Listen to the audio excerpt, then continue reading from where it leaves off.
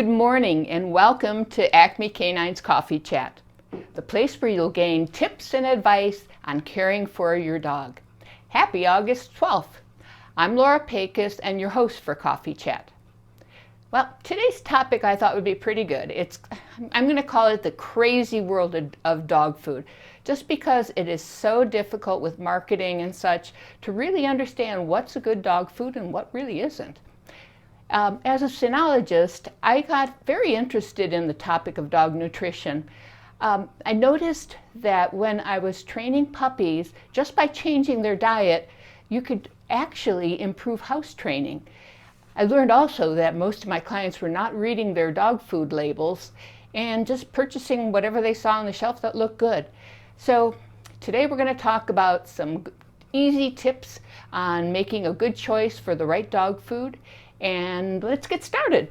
There are hundreds of different dog food brands to choose from, and each brand has multiple formulas or flavors. While many of these foods come in flashy bags and claim to be tasty or good or the best thing for your dog, they're not all equal. So I'm going to be putting up on the screen a comparison for you. Here is a comparison between 3 lower end and 3 higher end foods. Note the ingredients and other nutritional information in each. The first 5 ingredients are the most important, and you need to try to avoid corn if possible, as dogs cannot digest this very well. Also keep in mind that higher end foods tend to cost a bit more, and if you're unsure about what brand of food to select, be sure to talk with your veterinarian. Your vet's office should be able to provide you with additional health and nutritional information as well. So when comparing these two, let's look at them. Look at the size of the ingredient list. The lower end food has about 3 times as many ingredients. Also, the lower end food has corn, which is pretty much the first ingredient. It's always best to stick with food with an ingredient list that is shorter and contains ingredients that you're familiar with. Let's look at the next screen that I have. Now these 2 dog foods both have long ingredient lists. The lower end has corn as a first ingredient, however the higher end also contains corn. Note that the lower end food contains multiple food dyes and fewer vitamins. The guaranteed analysis for both foods is pretty similar. The lower end food contains more moisture, and moisture has no nutritional value. Okay, does that kind of make sense? Now let's check this last slide. If you look at it, the lower end food contains corn as a food ingredient. It also contains animal fats, multiple food dyes, and gives no additional nutritional information or guaranteed analysis. The higher end food also has a short list of ingredients, including actual meats, vegetables, and vitamins. So let's really think about this. You know, when you're looking at this, the first 5 ingredients are very important. And when you see it says meat, well, just how much meat are in these first ingredients? Here's where it starts getting a little confusing. A quality grade meat meal can actually be more abundant source of protein than a whole meat from which it was made. Meat meal is dried and cooked through a process known as rendering. Rendering is a lot like making a stew, except that the stew is intentionally overcooked, so you end up with a high concentrated powder. Now they add preservatives to this, so sometimes there's a little controversy about meat meal and meat, but when you're thinking of it, it kind of makes sense. You know, wouldn't you want more concentrated protein than maybe a chunk? So now, most of the 3rd and 5th ingredients include some sort of plant protein. Chickpeas contain about 22% protein. And peas, which are in a lot of things right now, they contain 25%. Just recently, there was a study that showed that peas could be causing the heart issues in dogs. Later on, we'll have Kelly Diehl of Morris Animal Hospital talk a bit more about what their research found about lentils in dog food. And the one about the peas, you can learn more about it by watching NBC. Now the 4th ingredient is usually a chicken fat. Chicken fat is high in linoleic acid and omega-6 fatty acid, which is really essential for life. It's obtained from rendering chicken, kind of a process similar to making soup, in which the fat itself is skimmed off from the surface of the liquid.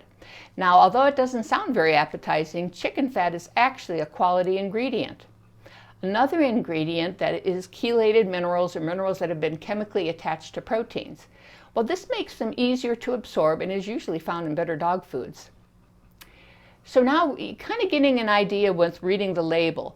But what else can you do? And these are fairly easy tips I always tell my dog owners. The first thing is you want your dog to like the food. If they don't like the food, there's something that, get another one. There's so many to choose from. Maybe they don't like the taste or they don't like the texture. So test different things. The second thing to ask, and this is through observation of your dog while you're feeding this dog food. Afterwards, is your dog farting? Flatulence is really a sign that the dog food's not being digested. And people talk about how smelly dog farts are. Well, it's a good idea to look for another dog food if your dog is really having a lot of flatulence after eating. Also, you need to observe your dog's eliminations. And this gets a little personal, I guess, but you want to observe how large, how many they're having, and also the shape of it. Now, normally a dog will have 2 bowel movements in a day. The stool should be well formed, but not causing the dog to strain. And any variation from this usually indicates a bunch of things, really. It could be you're either feeding your dog too much and they are eliminating quite a bit, or your dog's not processing the food appropriately. So you need to kind of read the label, make sure you're giving your dog the appropriate amount of food, and then observe. Many times the food might be too rich for the dog's digestive system, or it just, there's something else and it just isn't working out. So no, there's a lot of other dog foods to choose from. And the old story about, slowly introducing new foods, that is for low quality foods. The higher the dog food quality, the less likely you are to have to go through a transitional period. The last thing to ask is, can I afford this dog food? Now, this is kind of touchy because, a lot of times you can get this big bag of dog food fairly inexpensively, but you're feeding your dog maybe 2 or 3 cups in the morning and 2 or 3 cups in the evening, and the dog only weighs like 30 pounds. There's a lot of filler in there, and all that filler is going to be coming out in bowel movements. So it's important that I mention there is a connection between the price of dog food and its quality. But it's most accurate at the lower end, and less when you start to get into the more expensive dog foods. Expensive dog foods tend to cost about the same. Also, something to think about is you will be feeding your dog less of the expensive dog food than you will be of the lower cost dog food, just because of the fillers. Well, I hope your mind's kind of moving around, because now we have Dr. Kelly Diehl. I had an interview with her on June 27th on KSCO Pet Radio. And Dr. Kelly Diehl is with the Morris Animal Foundation. They do research on all sorts of things. And in this episode, she is talking with me about the research they're doing with the connection of lentils and dog food, and maybe getting that heart problem in dogs. So I hope you enjoy this. Oh, and also I wanted to mention, if you want to, KSCO Pet Radio is on every Sunday, and you can tune in and hear past episodes. We have all sorts of wonderful guests, and it's on KSCO, and I'll right here you can see the how to connect on the website. Dr. Kelly Diehl of the Morris Animal Foundation out of Denver, Colorado. Welcome to the show, Dr. Diehl. Hi, you guys. Thanks so much for having me on. Oh, we love having you on. Every time you're on, you just give us such great information and background on things that I just find it fascinating. I think you should write a book. It's just so cool. So what did you want to talk about during this segment? Well, I came to mind to talk a little bit about, or kind of give you guys an update and the audience on diet and heart disease, right, in dogs, which as you know, burst on the scene a few years ago and has been the subject of a lot of recent study.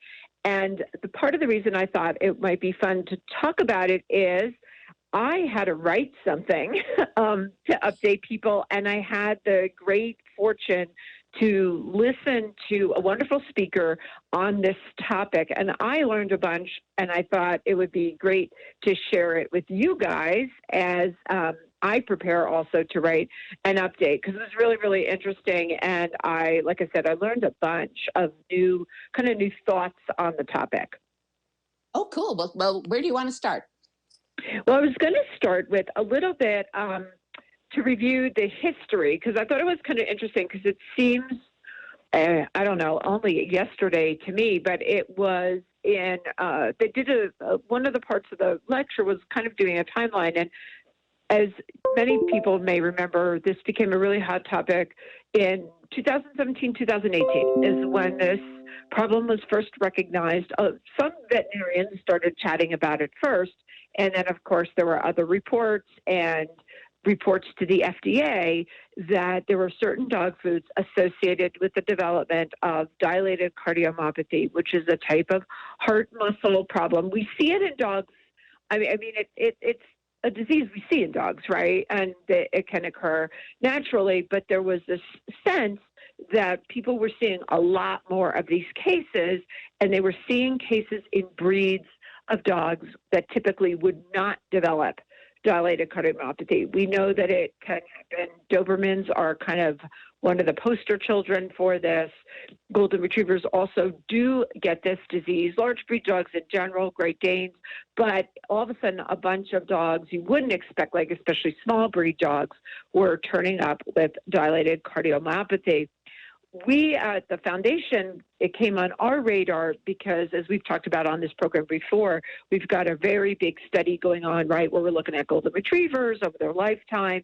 And so we were getting calls from people in our study, two things. One, who were concerned because their dogs were developing heart disease, and they were reporting it to us, and also calls from people because like anything, it started to spread very quickly through the Golden Retriever community, and people were calling us for guidance. And, we're like, oh my gosh, there's this new, is it a new disease? Is it an old disease? What's going on? So that just gives some background. And since then, there's been a lot of, I think one of the first things that I learned was change. There were a lot of changes in terminology, and some of it is confusing, because I think you guys probably, first it was grain-free diets, right? And people talk about a little bit about grain-free diets. And then we used to use the acronym BEG, right? It was boutique exotic ingredients, grain-free diets, right? So then you'd hear the BEG thing. And then there was something about pulses. And so what most people are now calling it is not non-traditional diets.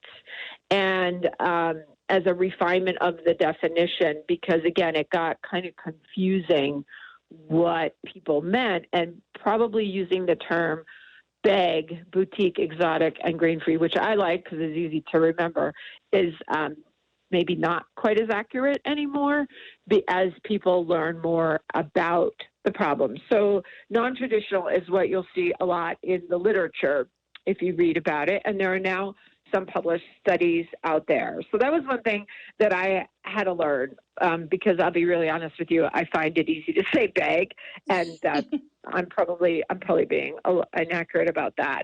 Another thing that's coming out that's actually encouraging is that when they look at dogs, and there are now a lot of dogs diagnosed with this problem, is that they can have pretty significant improvement in their heart function if they get their diet switched. And sometimes they need a little medication for a while, but that's very, very different from primary dilated cardiomyopathy, where these dogs, you're just trying to help, keep them alive and make their quality of life good, but you're not going to improve their heart function. And I think we kind of have that sense probably from knowing people who've had heart problems. They can progress. You're just trying to slow progression, right? Right. Well, this is one you can actually reverse. That's And good some news. dogs do really, it is really good news. And that seems to be consistent in a lot of different studies. So that is really, really good for our dogs that are diagnosed with this disease. They also have I found out some better information about how long, right, these dogs are eating the diets. Because if you remember back at when this first came about, people were not sure, right? And we know that there are some dogs who were eating these diets who are maybe perfectly fine, right? They never showed signs of heart disease. And I'll talk a little bit more about it because there are some interesting studies now on dogs that are eating those diets, but not in heart failure, right? So the first group people looked at were obviously the ones in heart failure. And they're on average eating the diets. It takes about 4 years. Most of the dogs were eating diets on average for 48 months before they really showed signs. So a long time, right? And Right. if you remember, we sometimes at the beginning, we weren't really sure, like how fast does this develop? So it takes a while. There's another study that the group out of Tufts University, and we'll talk about them a little bit more. They did a study, though, where they said, there's probably a continuum of disease, right? You just don't go from being completely healthy to being in heart failure one day. And what people started to do is once we got a grip on the dogs who had dilated cardiomyopathy, who are in the hospital or presenting to their vets, is they started to look at dogs, interestingly, who were eating these diets but didn't have signs of heart failure, but they said, let's look at them anyway and see if they have signs of maybe their hearts aren't functioning as well. And indeed, they found that. So these dogs were completely normal. They were just being screened for some of these studies, and but they happen to be on the diets, right? So like, hey, we want to screen your dog. And they could tell that these dogs had some issues. And as one group that they looked at, which were progressing, had been eating the diets for 30 months. So again, it's not like, hey, I ate the diet for 4 years and then my heart just fell to pieces, right? It is, there's definitely signs of progression. And that it can be, right, so it can take, so even after a few years on the diet, your dog could be perfectly normal, but when you look closer at them, like with an echocardiogram, or you do some blood tests, they can have issues. So really, really, really important for people who may have dogs on these diets and are going, well, my dog looks fine. And these are not tests that would be obvious. Like your vet can't listen to the heart and pick it up, if that makes sense. You know what I mean? These were more advanced tests that they were doing as they were screening these dogs. So this is something that your dog could look fine, could sail through a physical exam, but not be fine, if that makes sense. And that's, I think, important for us to know, right? Definitely. So, yeah. Yeah. So it can creep up over time and takes a while, but eating these diets looks like in some dogs can cause heart problems early, right? And you just don't see them. So that's kind of important. I think also another thing that I learned that you guys might remember was there was a lot of discussion of the amino acid taurine, right, when this all started. And, thinking back 40 years ago when we first learned that taurine could cause this same kind of heart disease in cats, people were very excited. They're like, oh, look, we have a nutritional reason. And if you add taurine to the diets of cats, it reverses the heart problems. The situation was never very clean in dogs, right? We saw lots of dogs with dilated cardiomyopathy who taurine didn't seem to be an issue. There are some breeds, Goldens are one of them, that have had it reported, but not very commonly. It turns out taurine's probably not the answer here, right? It's not simply a taurine deficiency that causes the problems in dogs. So in some dogs, they do have low taurine. They get supplemented anyway, but the vast majority of dogs do not look like they have problems with taurine. So it's not simply a taurine problem like it always appeared in cats, if that makes sense. And I think we all heard a lot about that, right, in the beginning, maybe it's taurine deficiency. The other thing that people talk about, and you probably have heard, is when they also started looking at these diets, there was this whole idea of pulses, right? And what's a pulse? And pulses in the diet. And pulses tend to be like lentils, peas, right? That seems to be panning out. That the pulses and the presence of pulses may be important in this whole syndrome. Okay, and being especially in the top, they start looking at what they call PLP, which are pulses, lentils, and peas. And if those are in the top 10 ingredients, you may want to be careful of those diets. And there are some diets that are like, for example, not grain-free, but have those in them. And you should be careful about those diets. So there are certainly grain-free versus grain-inclusive, but even those grain-inclusive diets can be really heavy in the peas, lentils, and potatoes in their top 10 ingredients. So that's kind of an interesting finding. And probably we should all be reading our dog labels, right? Better. Right. Many ingredients, there's lots, but being careful. Are there a lot of peas, lentils, peas, lentils, pulses, you know what I mean, potatoes in that top 10 ingredients? You might want to pay attention to that, even if there's grains there, if that makes sense. So one of the take-home messages from this lecture was that you should read the ingredient list even if grains are present, okay? Because you need to know about that. So and people are diving that a little bit into it a little bit more.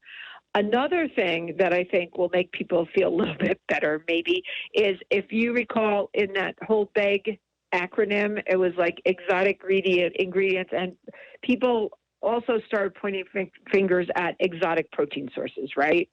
Because some of these diets were like kangaroo, right? And different kind of protein sources. And as people have looked at it more, one kind of take-home message is the protein doesn't seem to be the problem, okay? So the protein source is probably not, you know what I mean, involved in this syndrome. Well, that's good news for people with allergies, too. I mean, I'm not people, but dogs with allergies. Right. And that was part of the issue, right? Was some of these dogs are eating these diets for a variety of reasons, correct? And one could be allergies. So it may be important to look at the ingredients, but the protein source is probably not the problem, the source of the problem.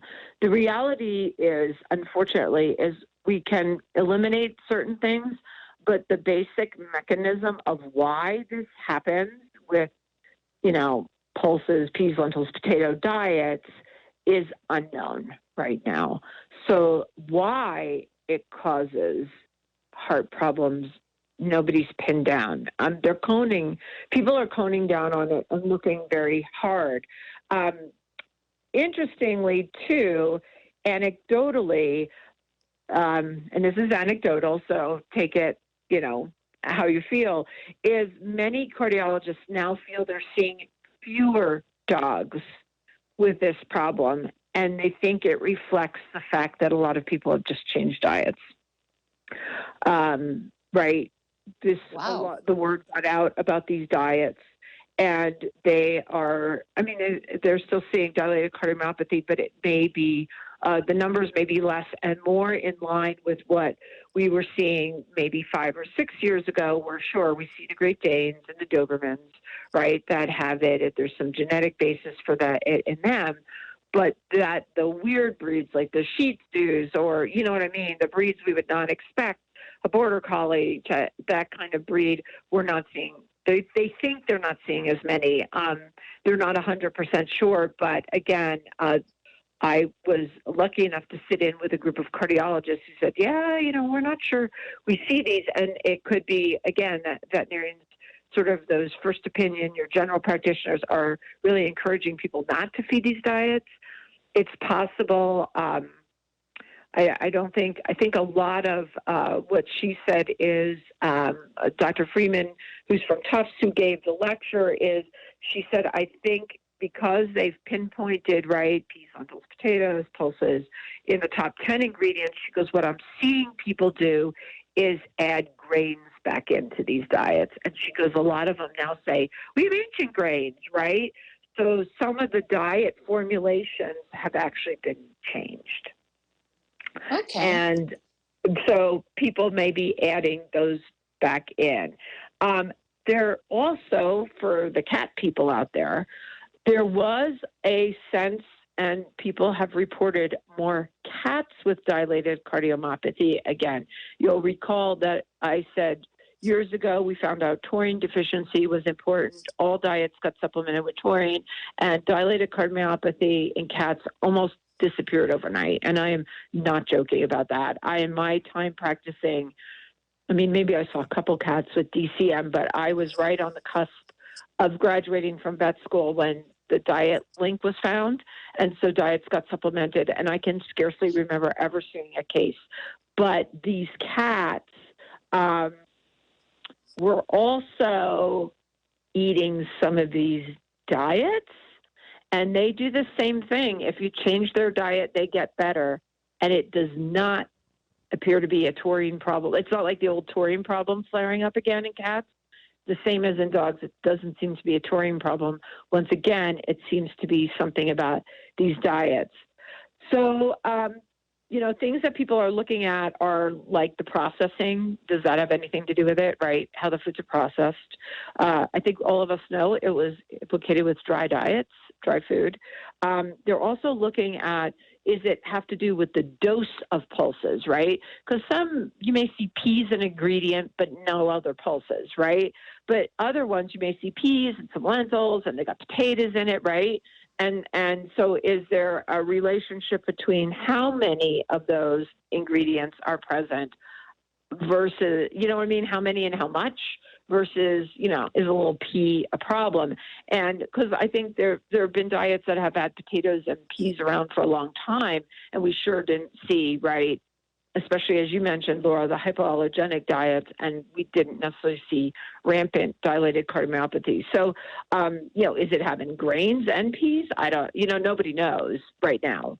Okay. But anyway, it's just, I thought that was all interesting. So I hope you guys enjoyed it. They also did a pretty heavy look at toxins. Like, is there something toxic, right, that if you have lots of peas, and they did not find anything. Okay. So would you say then as you can use a grain-free diet as long as the potatoes, lentils, and peas aren't in the top 10 ingredients? That would probably be what a lot of nutritionists would recommend, though I'll be really super honest with you. Almost all of them just say get off a grain-free diet. And make sure, right, that they're for sure not in the top 10 if you're using a grain-free. But then it gets hard because in order to do, quote, grain-free, you usually have to add these kind of ingredients, right, to make up what you're losing in the grain-free. So maybe using this like kind of pea, potato, but ancient grains added in, maybe okay. Which is what they're seeing with a lot of these diets, and they're not getting as many reports. Cool. Jules, do you have any questions?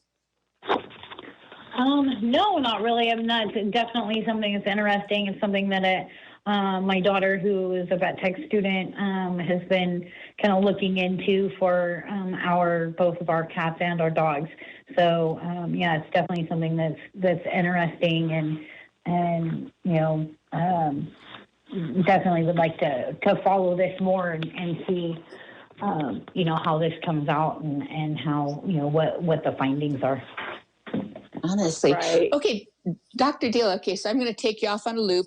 I've been reading a lot about insect protein. It seems like the big thing with the pet food producers. What do you think about that? You know what? I don't know that much about it other than if my dog, who occasionally eats it, I think it's really interesting because I don't think we know very much. I don't know right now. I mean, it's been used for food for people, right?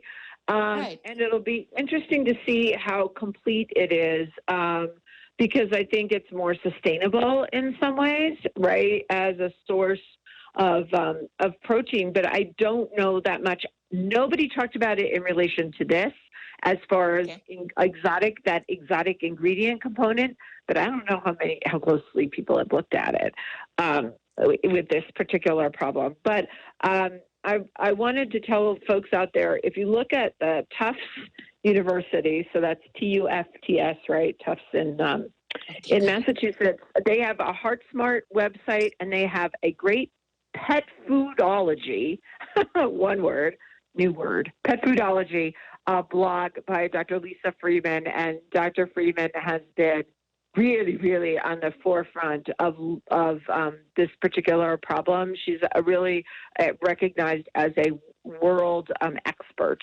on this particular disease, and she's doing tons of work. They're enrolling dogs right now in another study looking at this and trying to get it at those early stages. When do those happen, and what can you pick them up early if your dog happens to be on these diets? And so I think there's more to come, but at least some of the stuff when we were just running around like crazy people in the beginning trying to sort this all out, right? And it was kind of a 5-alarm fire. Some of the stuff at least we can answer like, well, it's probably not taurine alone, and don't worry about the exotic ingredient proteins, right? Those don't seem to be part of it, and that whole idea of looking at the ingredient list. Thank you so much for sharing this. And I think all our listeners are going to be more relieved about this, because I know even myself, it was so hard to make decisions.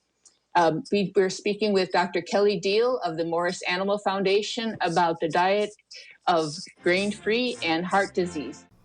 Wasn't that interesting? I am just amazed at what research can find and how it solves problems for us. So grain-free isn't that bad. It's just what's in the grain-free that you need to look out. So now it's peas and lentils. Well, maybe there'll be more things, but definitely there's some sort of connection there. Now, this research was found in June, and then now in August, the new research from Tufts University is the pea issue. So it's definitely something to keep your eye on. Author Christian Morgenstern once wrote, "Home is not where you live, but where they understand you." For many, without the security of a permanent place to call their own home, a home is found in the understanding heart of a loyal canine companion. That's a very nice quote, I thought. Well, dogs can be a lifeline for a person who has little to cling on, and each year their barking buddies and purring pals of those in dire circumstances are honored for a week-long pet food drive that provides both nutritious meals for their four-legged friends of the homeless, as well as sustenance for the public's collective soul.